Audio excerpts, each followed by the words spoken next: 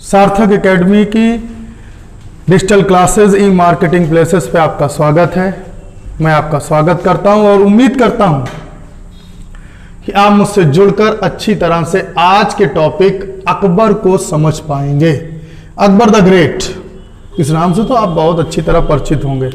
इतिहास में कुछ ही ऐसे राजा हैं जिन्हें एक अनपढ़ व्यक्ति भी जानता हो, जैसे सम्राट अशोक, राजा भोज, कहां राजा भोज कहां गंगू तेली जैसी कहावतों से वो खुद भी नहीं जानता कि इतिहास के एक अध्याय का नाम ले रहा है। वैसे ही अकबर का जन्म कहां हुआ, कब हुआ, किन परिस्थितियों में हुआ, थोड़ा कहानी के टाइप से सुनते चलते हैं। अकबर को मैं अभी आपको बहुत स्पेशल तरीके से बताऊंगा और मुझे उम्मीद है कि आपको जीवन भर याद भी रहेगा। अकबर की इस क्रॉनोलॉजी डेट को लिख लीजिएगा, 1556 से 1605। अब सुनते हैं। आपको भी पता है हुमायूं ने हमीदा बानो बेगम से, जो मुझसे ऑफलाइन जुड़े हुए बच्चे हैं, उन्होंने यहाँ तक पढ़ा था, फिर लॉकडाउन के कारण ये स्थिति पैदा हुई है।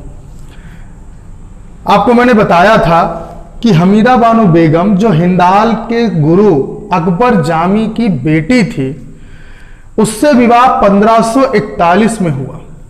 किससे हुआ? हुमायूं का विवाह 1541 में किससे हुआ? हमीदा बानो बेगम। देखिए, इतनी कहानी से 2 पॉइंट आपको मिल गए। क्या क्या मिला? पिता का नाम हुमायूं, मां का नाम हमीदा बानो बेगम। इन दोनों का विवाह 1541 में संपन्न हुआ। 15 अक्टूबर सन 1542 में अकबर का जन्म हुआ।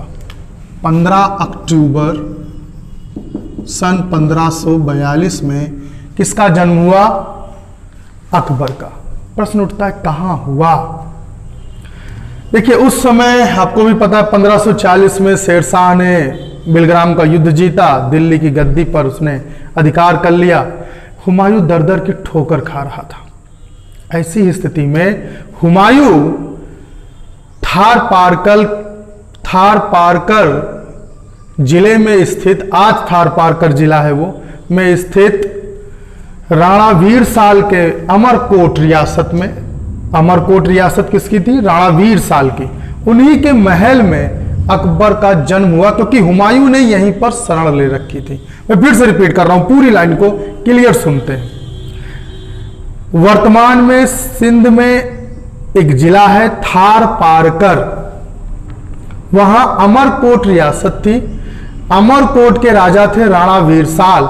उन्होंने हुमायूं को, जब शेरशाह ने यहां पर उसे पराजित कर भागने के लिए विवश कर दिया था, तब शरण दी थी।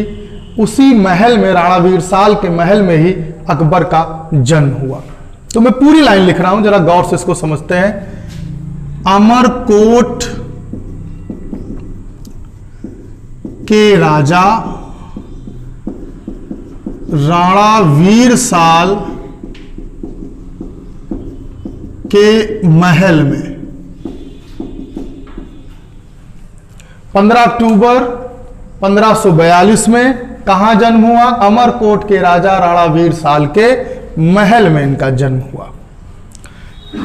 अकबर थोड़ा अभागा रहा, मां बाप का बहुत ज्यादा साथ इसे मिला नहीं। दरअसल इसके एक चाचा ने हुमायूं के खिलाफ विद्रोह कर दिया।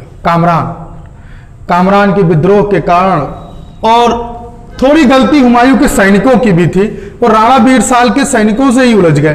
अब आश्रय दाता से ही आप लड़ जाए तो फिर आश्रय मिलने की उम्मीद बेहद कम हो जाती है। परिणाम भी यही हुआ, एक कामरान के आक्रमण और दूसरा राणा वीरसाल से मनमुटाव होने के कारण हुमायूं को अमरकोट छोड़ना पड़ा। इसी समय कहते हैं कि हिंदाल ने आक्रमण कर दिया। परिणाम स्वरूप मैदान में ही अकबर को छोड़कर भागना पड़ा। अकबर कामरान, हिंदाल और अस्करी तीनों के द्वारा पाला गया है। ये शायद एक लौता राजकुमार होगा जिसे सभी चाचा चाचियों ने बराबर स्नेह दिया है। सबसे ज्यादा कामरान ने पाला है। 13 वर्ष 4 माह की अवस्था में, लगभग 14 साल जिसे कुछ लोग लिख देते हैं, इसके पिता की मृत्यु की सूचना कालानौर में मिली। याद रखिएगा, हुमायूं की मृत्यु की सूचना अकबर को कहां मिली थी? कालानौर। बहुत पूछते हैं इसे एग्जाम में, कालानौर में, ये कहां पड़ता है? गुरदासपुर, पंजाब। कहां पर? पंजाब में। कालानौर में यह सूचना मिली। वहीं बैरम खान ने, जो इसका संरक्षक था, कौन था संरक्षक? 2 संरक्षक अब तक हो चुके थे, मैं एक एक का आपको नाम लिखवाता चलूंगा। इससे पहले संरक्षक इसके थे मुनीम खां, मुनीम खां, और दूसरे हुए बैरम खां। बैरम खां सिया मत को मानता था, याद रखिएगा, सुन्नियों के बीच में सिया बड़ी बात होती है, और वो भी इतने दबदबे के साथ हो, ये और भी बड़ी बात थी। याद रखिएगा, कालानौर गुरदासपुर में इसे सूचना मिली। उस समय बैरम खान के साथ ये पंजाब के अभियान पर था। ईंटों के सिंहासन पर इसका राज्याभिषेक कराया गया। अकबर का ईंटों के सिंहासन पर राज्याभिषेक कराया गया। अब याद रखना है आपको, पहला राज्याभिषेक हो चुका है। जब आगे बढ़ने लगा तो 5 नवंबर 1556 को 5 नवंबर 1556 को आदिल शाह के सेनापति हेमू विक्रमादित्य ने, जिसने कुल 14 लड़ाइयां लड़ी थी, 2 बार हारा है और 12 बार विजयी रहा है, अंतिम विक्रमादित्य भी है, यह भी याद रखिएगा। प्राचीन भारतीय इतिहास से लेकर अब तक, मिडवल के इस हिस्से तक, मतलब 1556 तक कुल 14 विक्रमादित्य हुए। उनमें से 14वें नंबर, 14th नंबर का कौन है? हेमू विक्रमादित्य। इस्लाम शाह के समय मैंने आपको बताया था, ये सेवा में आया था। रेवाड़ी नाम के हरियाणा की एक जगह है, वहां पर नमक का व्यवसायी हुआ करता। सब कुछ लिख लीजिएगा, इसको रोक रोक के लिखना पड़े लिख लीजिए। रेवाड़ी में नमक का व्यवसायी हुआ करता था, लेकिन तलवार का अच्छा जानकार था। इस्लाम शाह की सेवा में आया और आदिल शाह के समय यह सेनापति बन गया। इसने किसे चुनौती दी? हुमायूं को, हुमायूं के उत्तराधिकारी अकबर को। और कौन लड़ा? बैरम खां। इसलिए हेमू वर्सेस बैरम भी कह देते हैं। किसका युद्ध था? हेमू वर्सेस बैरम खान। कहां? 5 नवंबर 1556, पानीपत का द्वितीय युद्ध। पानीपत का द्वितीय युद्ध, फिर से समझिएगा इसको। पानीपत का पहला युद्ध मैंने आपको लिखवाया है 1526, इब्राहिम लोदी बनाम बाबर। अब दूसरा युद्ध हो रहा है हेमू बनाम अकबर। लेकिन अकबर के बिहाफ पे लड़ेगा कौन? बैरम खान। कौन लड़ेगा? बैरम खान। यहां आप अकबर जरूर लिख लें, क्योंकि अकबर की उम्र कम है, तो नेतृत्व कौन कर रहा था? बैरम खान। कहते हैं एक तीर हेमू की आंख में लगा और वो गिर गया। इसी के बाद बैरम ने उसके गर्दन पर तलवार रख दी। बड़ी रोचक घटनाएं हैं इतिहास के पन्नों में, ये कुछ दर्ज घटनाएं हैं जिन्हें मैं आपको कहानी के माध्यम से ही पढ़ाऊंगा। क्योंकि आप जब फैक्ट रटने लगते हैं तो इतिहास का एक सिरा तो पकड़ते हैं, पर दूसरा पीछे वाला छूटने लगता है। कहानियां आपको आज भी याद होंगी, नानी से सुनी कहानी याद होगी, दादी से सुनी कहानी याद होगी। और अगर ये ना याद आए तो आप कोई देखी हुई पिक्चर चला लीजिए, आपको आगे आगे की स्टोरी याद आने लगती है। भारतीयों को कहानी याद होती है, ठीक? तो कहानी की तरह ही याद करते हैं। हेमू जब गिर गया तो उसकी गर्दन पर तलवार रखकर बैरम खान ने अकबर की तरफ इशारा किया कि आप मुझे मारने की अनुमति दे दीजिए। तब तक हेमू ने अकबर से कुछ बातें की और बैरम खान बीच में बोल पड़ा। कहते हैं हेमू ने डांटते हुए बैरम को कहा कि तुम नौकर हो, नौकर की तरह रहो। एक सम्राट दूसरे सम्राट से बात कर रहा है। यह बात बैरम को इतनी बुरी लगी कि उसने गला काट दिया। फिलहाल बैरम का प्रभुत्व शुरू हो चुका था। किसका प्रभुत्व शुरू हो चुका था? बैरम का। अब दिल्ली पहुंचकर अकबर का फिर से राज्याभिषेक हुआ। याद रखिएगा, अकबर का 2 बार राज्याभिषेक हुआ। कहां? कालानौर और आगरा। कालानौर और आगरा। शायद पहली लाइन में मैंने दिल्ली बोल दिया है, उसे डिलीट कर लीजिएगा। कालानौर या आगरा, 2 बार राज्याभिषेक हुआ, कालानौर में भी और आगरा में भी। नोट कर लेते हैं भाई, अकबर का 2 बार राज्याभिषेक हुआ है। कहां कहां? आगरा और कालानौर। कालानौर में जब हुआ तो ईंटों के सिंहासन पर पहली बार किया गया, दूसरी बार आगरा में किया गया। आगरा में एक लाल किला भी अकबर ने बनवाया है, नोट कर लीजिएगा। अब बदरुद्दीन, जलालुद्दीन, मोहम्मद अकबर बादशाह गाजी हो चुके थे। बदरुद्दीन इनके बचपन का नाम है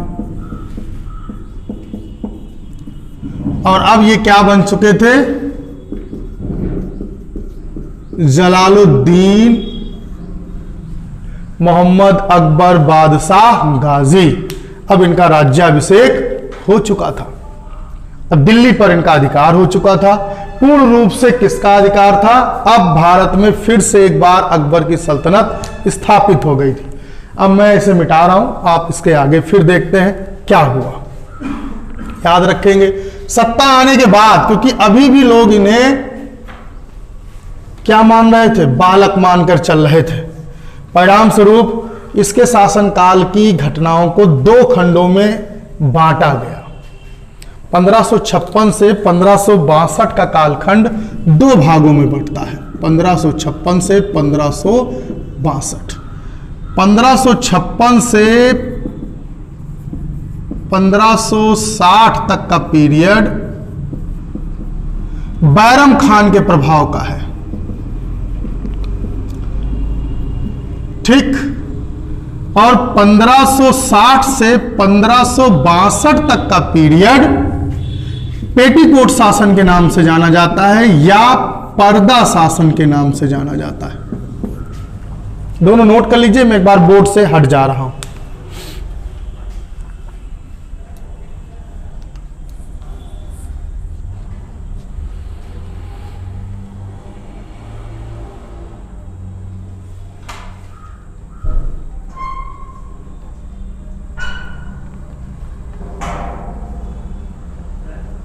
नोट कर लिया होगा। अब एक एक टॉपिक को क्लियर करते हुए चलते। पहला पीरियड किसका है?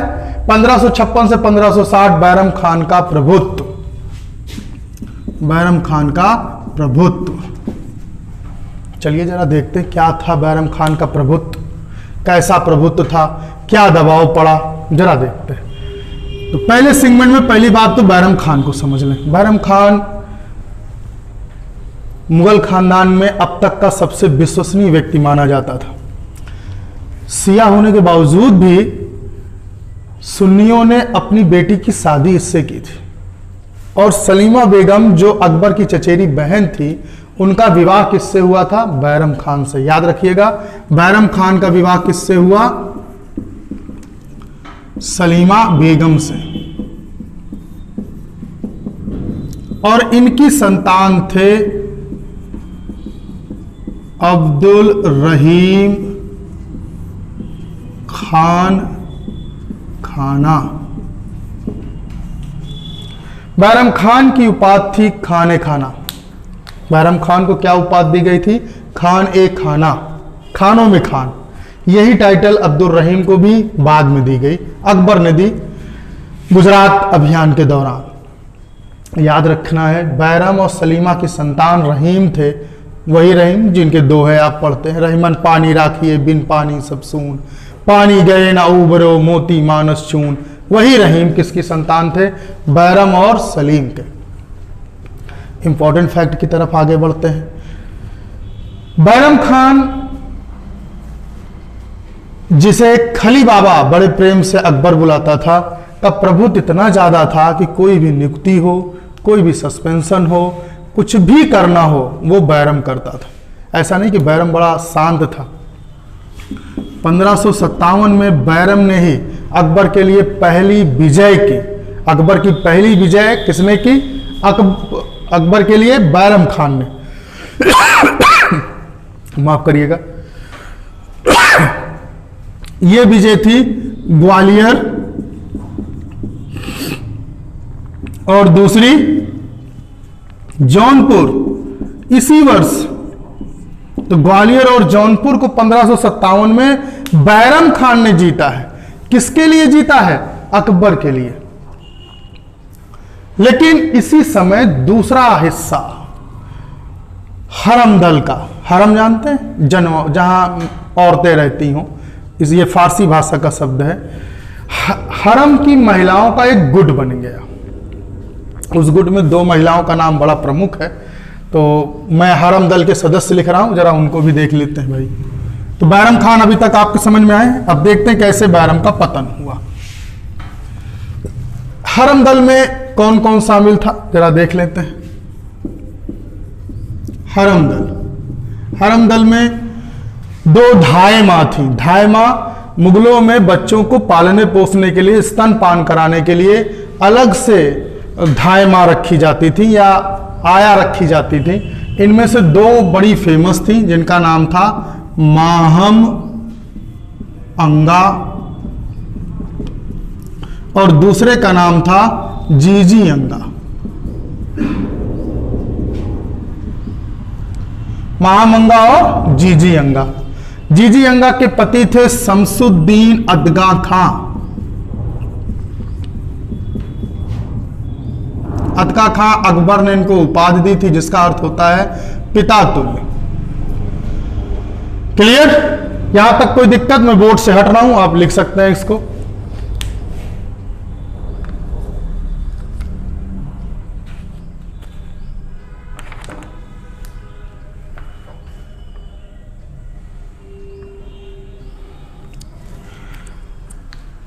दूसरी तरफ महामंगा का पुत्र आधम खां।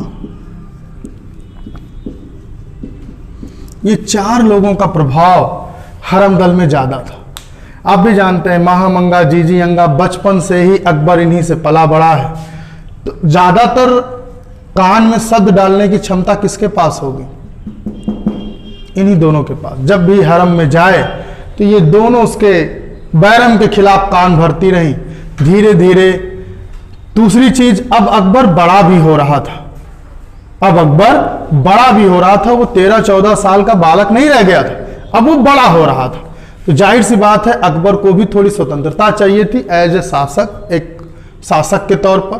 हर निर्णय अगर बैरम ही लेगा तो गद्दी पे बैठे बैठे वो कोई काठ का खिलौना नहीं है, उसे भी भावनाएं आहत होती थी। धीरे धीरे इसी पनप रही स्थिति को माहम और जीजी अंगा ने कैश करना शुरू कर दिया। 1560 में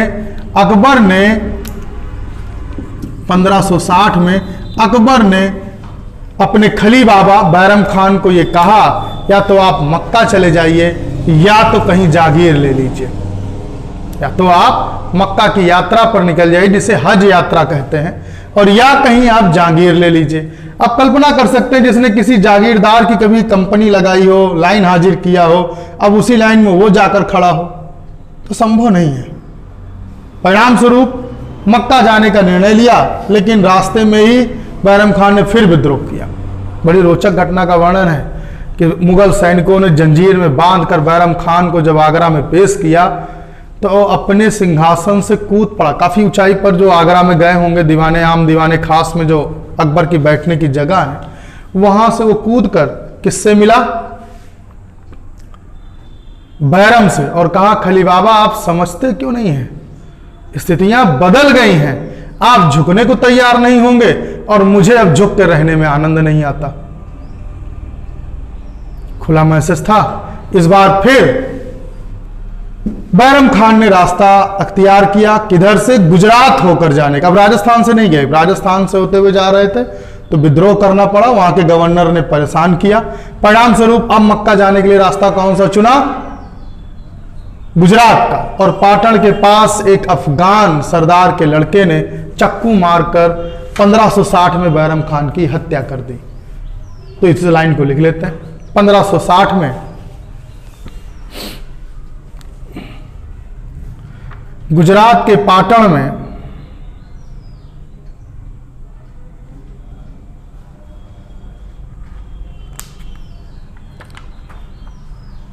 मुबारक खान नामक पठान ने या अफगान ने बैरम खान की हत्या कर दी।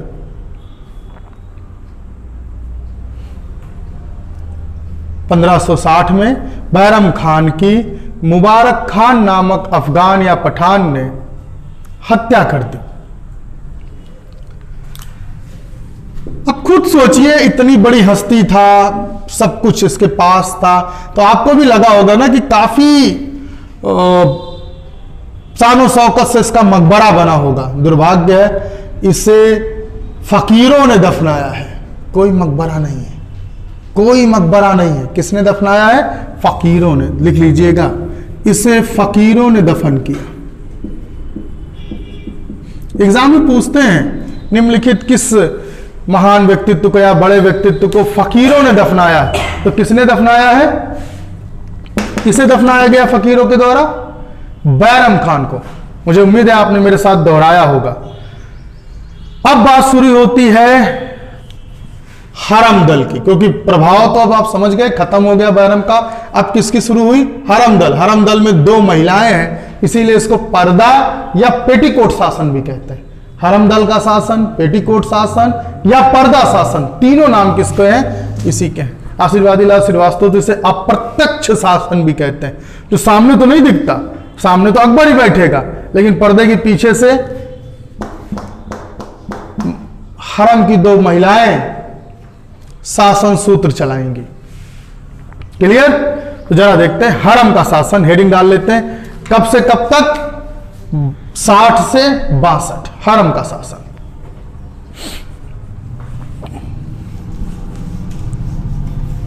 हो सकता है आपको अकबर 2 या 3 वीडियो में मिले, आप परेशान ना हो, पूरा आपको अकबर मिलेगा।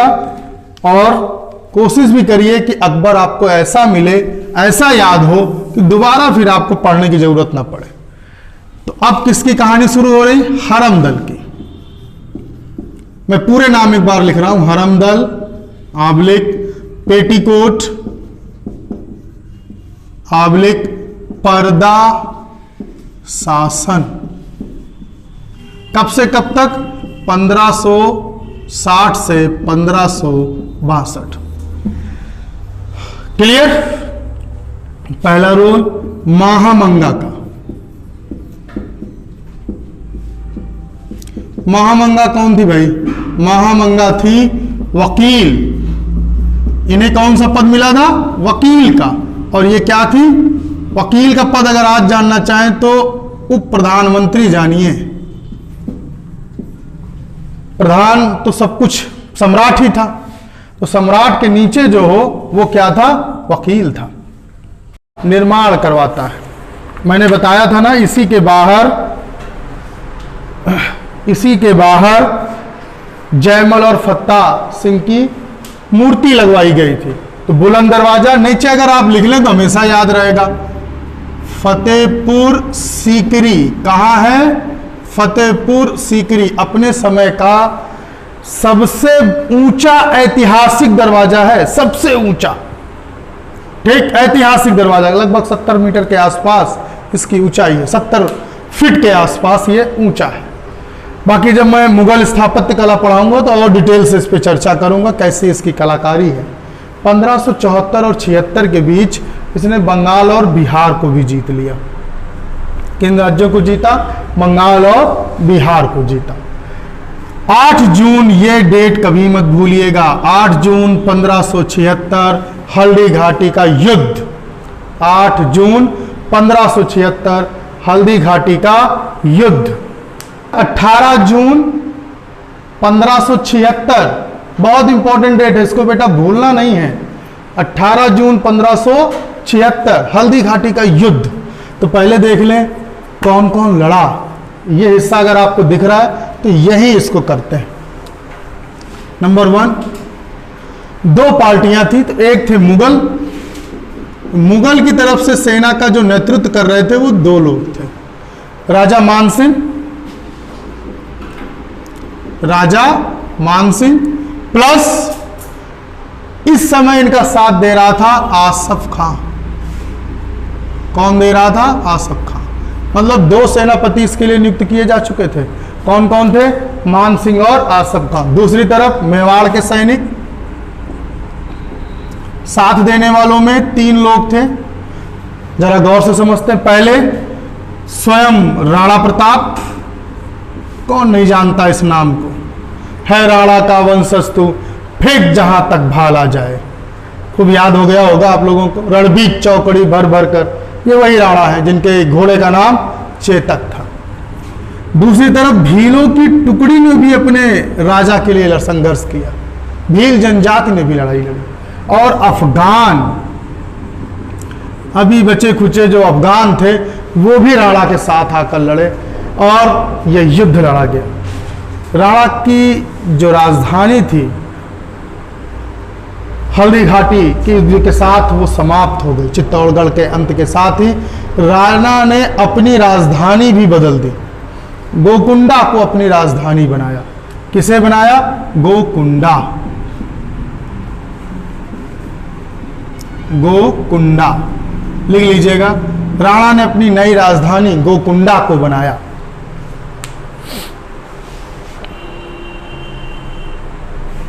यहां तक नोट कर लें,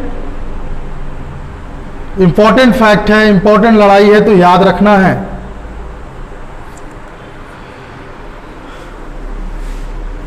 कहते हैं 18 जून 1576 को राणा की राजधानी जब गोकुंडा, जिसे गोकुंडा बसाया किसने था? मैंने भी आपको बताया, राणा प्रताप ने बसाया था। गोकुंडा का पतन हो गया। किसने जीत लिया? अकबर ने। गोकुंडा को जब अकबर ने जीत लिया तब इसने दूसरी राजधानी बनाई और वो थी चावंद। चावंद कौन सी थी? चावंद। गोकुंडा नगर किसने बसाया था? राणा प्रताप ने। ठीक इसके पतन के बाद चावंद को बसाया और अपनी नई राजधानी बसाई। पूरे इतिहास के कालखंड में जितना भी मैंने पढ़ा या आप भी पढ़ेंगे, ऐसे बहुत कम राजा हुए हैं जिन्होंने अपना सब कुछ हार गए हों और फिर अपना ही लगभग सब कुछ जीत भी लिया हो एक ही जीवन में। ऐसा करने वाले राणा प्रताप शायद इकलौते हैं। हो सकता है कि इतिहास में और भी कोई नाम हो, मेरी नॉलेज में जितने नाम हैं उनमें राणा प्रताप एक ऐसे हैं जो अपनी राजधानी को छोड़ बाकी संपूर्ण क्षेत्र को फिर से जीत लिए थे, जबकि वो एक बार हार चुके थे। 1581 अकबर के जीवन का सबसे संकट काल है, सबसे बड़ा संकट काल वर्ष माना जाता है 1581। इसी समय फतेहपुर सीकरी में पानी की कमी हुई। इसी समय काबुल में विद्रोह हुआ और कह सकते हैं कि राजधानी के साथ साथ साम्राज्य पर भी संकट अकबर के समय अगर किसी सन में आया तो 1581 में आया। अकबर के चचेरे भाई मिर्जा हाकिम ने विद्रोह कर दिया। मिर्जा हाकिम के इस विद्रोह को दबाने के लिए अकबर स्वयं 1581 में कहा गया? काबुल गया और वहां अपनी चचेरी बहन और हकीम मिर्जा की सगी बहन वख्तुर निसा बेगम को गवर्नर बनाकर लौटाया। तो बहुत बार पूछा जाता है किस राज्य का गवर्नर एक महिला को अकबर ने बनाया था, तो अपनी चचेरी बहन और हकीम मिर्जा की बहन बख्तुर निशा बेगम को बनाया। बख्तुर निशा बेगम को बनाया। ठीक, याद रखेंगे। तो यह सबसे संकट काल वर्ष है। लेकिन इसी साल एक घटना और घटित हो रही थी। जोधपुर के राजा जिन्हें मोटा राजा भी कहते हैं, उनकी बेटी जगत गोसाई से जहांगीर शादी कर रहा था। बाप के ऊपर संकट है, बेटा बारात लेके जा रहा था, अकबर नहीं गया था। इसमें ये सलीम के लक्षण है। ठीक, 1581 में ही वो जोधपुर से उनकी शादी हुई थी। 1586 में कश्मीर का युद्ध हुआ। कश्मीर के संघर्ष में यूसुफ जही कबीले का विद्रोह दबाने के लिए बीरबल को भेजा गया। लेकिन याद रखिएगा, बीरबल इसमें शहीद हो गए। बीरबल की इस मृत्यु का अकबर के ऊपर 1 महीने तक प्रभाव रहा। बीरबल का जो भी अंतिम संस्कार हुआ वो उनके हिंदू मान्यताओं के अनुसार हुआ, लेकिन बीरबल की अंतिम संस्कार को इस्लाम पद्धति से भी अकबर ने कराया। इतना लगाव था।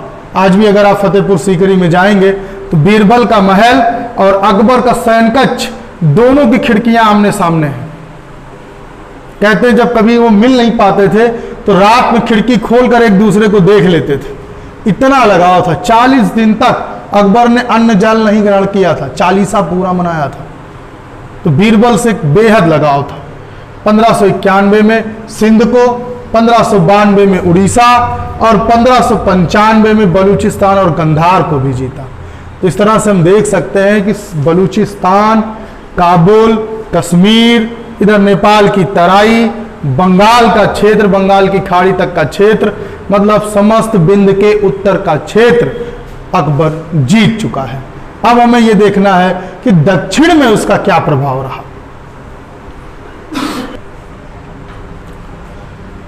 दक्कन के क्षेत्र में अगर हम चलें, दक्षिण मैंने नहीं कहा है, मैंने कहा है दक्कन। दक्कन वो जगह है जो दक्षिण जाने का रास्ता देती है, मतलब मध्य भारत का मालवा से लेकर महाराष्ट्र तक का पूरा हिस्सा दक्कन कहा जाता है। मालवा के क्षेत्र में खानदेश है, नर्मदा नदी के तट पर स्थित खानदेश। इसकी 2 राजधानियां थी। एक राजधानी जो इसकी प्रशासनिक थी वो थी बुरहानपुर। आजकल इसी के नाम के बदलने की बड़ी चर्चा चल रही है कि जल्दी इसका नाम बदलकर नर्मदा नदी के नाम पर कर दिया जाए, क्योंकि नर्मदा नदी के तट पर है। दूसरा असीरगढ़, इसकी सैनिक राजधानी थी असीरगढ़। दरअसल 1591 में अकबर ने सभी दक्षिण के राज्यों को चिट्ठी लिखी और कहा स्वेच्छा से राजधानी स्वीकार कर लें, स्वेच्छा से मुगलों की राजधानी में अपना विलय कर दें या अधीनता स्वीकार कर लें। 1591 में खानदेश ने स्वेच्छा से इसे स्वीकार कर लिया। याद रखेंगे बुरहानपुर और असीरगढ़ इनकी 2 राजधानियां थी। ये राजधानी प्रशासनिक है और ये सैन्य राजधानी थी। 1596 में चांद बीबी ने भी अहमदनगर की जो इस समय रानी थी, उन्होंने अकबर की अधीनता सहजता से स्वीकार कर ली और बरार का क्षेत्र, याद रखना है, बरार का क्षेत्र अकबर को दे दिया, अकबर को मिला। 1596 में अहमदनगर ने अधीनता स्वीकार कर ली, जिसकी रानी चांद बीबी थी, इन्होंने स्वीकार की और बरार का क्षेत्र किसको दे दिया? अकबर को दे दिया। 1599, याद रखिएगा, अहमदनगर की राजधानी थी दौलताबाद। चांद बीबी के मरते ही 1599 में इसने अकबर के खिलाफ विद्रोह कर दिया। परिणाम स्वरूप अकबर को फिर वापस आना पड़ा और दौलताबाद पर अधिकार करना पड़ा। और 1 साल कड़ी मशक्कत के बाद अकबर ने पूरे अहमदनगर को जीत लिया। याद कर लीजिए, अहमदनगर की राजधानी 1599 में गई और पूरा अहमदनगर कब कब्जा हुआ? 1600 में। यही स्थिति खानदेश की भी हुई। खानदेश की देखिए सैनिक राजधानी असीरगढ़ 1601 में विद्रोह कर देती है अकबर के खिलाफ, और जैसे विद्रोह करती है 1601 में अकबर असीरगढ़ को जीतता है और इस किले का दरवाजा सोने की चाबी से खोलता है। और ये अकबर के जीवन की अंतिम विजय थी, ये अकबर के जीवन की अंतिम विजय थी। इसके बाद 1605 में अकबर ने अंतिम सांस ली। मुझे उम्मीद है कि आप इसे अच्छी तरह से समझ गए होंगे। मैं कोशिश करूंगा कि अगले वीडियो में मैं आपको इससे आगे बता सकूं और समझा सकूं। जरूर इसे देखें, समझें, सुने, पढ़ें, शेयर करें और लोगों को डिजिटल क्लासेस से जोड़ें, जिससे वो इस प्लेटफॉर्म का लाभ उठा सकें।